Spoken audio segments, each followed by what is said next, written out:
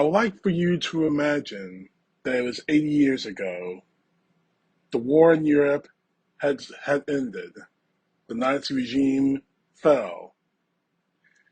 But more specifically, I want you to imagine that you're an American soldier liberating the camps, the concentration camps, the camps that have showers with no water, the death camps. I want you to imagine that you're right next to, or at least nearby, General Dwight D Eisenhower, the Supreme Commander of Allied Forces.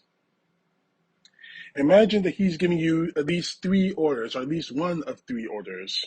The first order, at least if you're within earshot of it, the first order is that every German citizen is being made to tour the death camps so they can see what the Nazi regime, what German soldiers did in the name of Germany, in their names.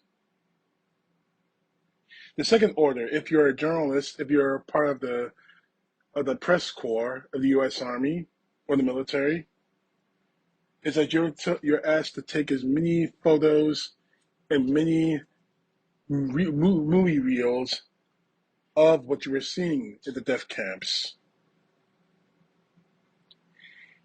The third order, or at least the third request, I should say, in this particular case, is for politicians across the world, including the United States, to tour the camps, the death camps, to smell the stench of death everywhere, to see where Jewish people in Europe were murdered, systematically murdered, all because they were Jewish.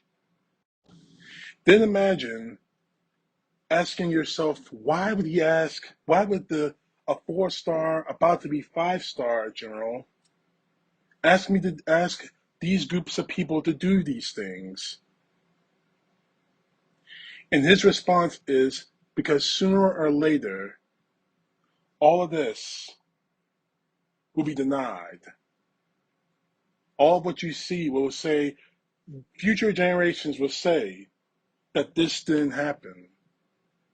That the Holocaust of so many innocent people, all because they're of a different race, didn't happen. Dwight Eisenhower had the amazing foresight to know what was going to happen 80 years later. In the years in between 80 years later and right now, because we are seeing it all happen the way he said it was going to. Case in point, Ron DeSantis, the Republican Florida governor, wannabe president, is banning books that have to deal with the Holocaust. Thanks to his censorship laws, kids in Florida will never learn about what happened 80 years ago. They'll never understand what happened 80 years ago unless they go on a streaming service and watch the movie Schindler's List or Escape from Sobibor or so many others.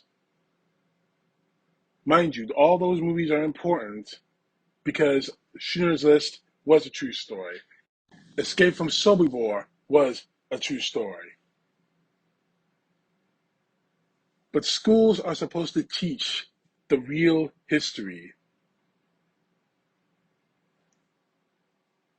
The fact is, Ron DeSantis, a man who just doesn't know how to be a governor, who's trying to become the Republican candidate for president over Donald Trump, is doing all he can to win the MAGA. And it is not only pathetic, it is dangerous.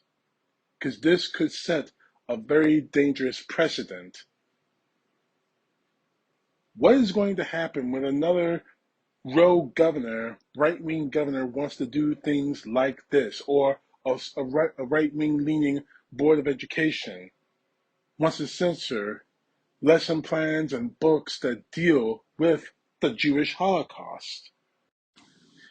Their number one excuse from all of that is that learning about the Holocaust is divisive. What is divisive of learning about the truth that 80 million people were murdered, systematically murdered, under the whim of a madman? What is divisive of learning a fatal point in history? A fatal point in history that we must not allow to be repeated or forgotten. But the real serious danger to all of this is that it's appealing to right-wingers in this country. The right-wingers are cheering this on. They're saying Ron DeSantis, he's doing the right thing by silencing the Jews, by saying the Holocaust never happened. That needs to change. Because what Ron DeSantis has done is given airtime and free space to the neo-Nazis and the KKK in this country. The underbelly of this country that also continues to suggest that the Holocaust didn't happen or the Holocaust shouldn't be taught to anyone. Ron DeSantis is giving all kinds of free air to the Holocaust deniers, to the KKK, to all the hate groups in this country, all because he wants to win over the MAGA. Not because he believes in what he's saying, not because he believes in what he's trying to do to Disney, which is obviously failing at every single turn. All he is trying to do, all that he wants to do, is win over the MAGA. And he is willing to trample on 80 million corpses.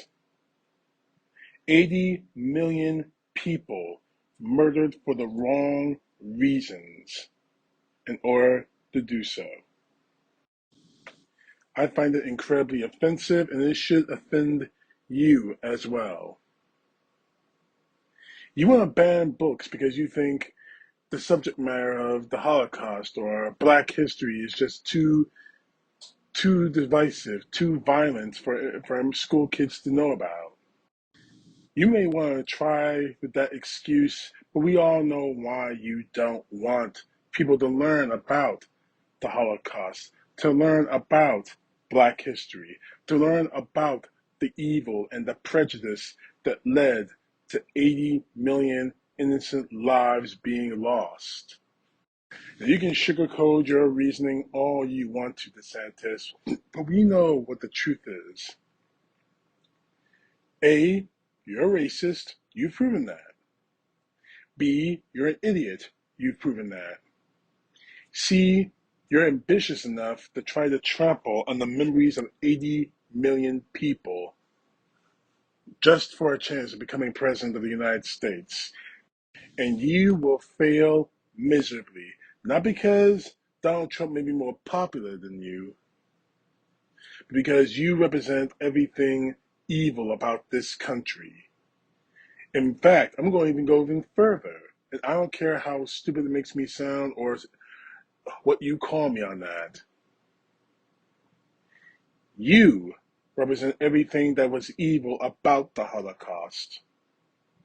By denying it, by excusing it, by saying people shouldn't know about it, you have made it easy for something like this to happen again. Shame on you. CTP Know The Truth. God bless. Peace to the left, justice to the right.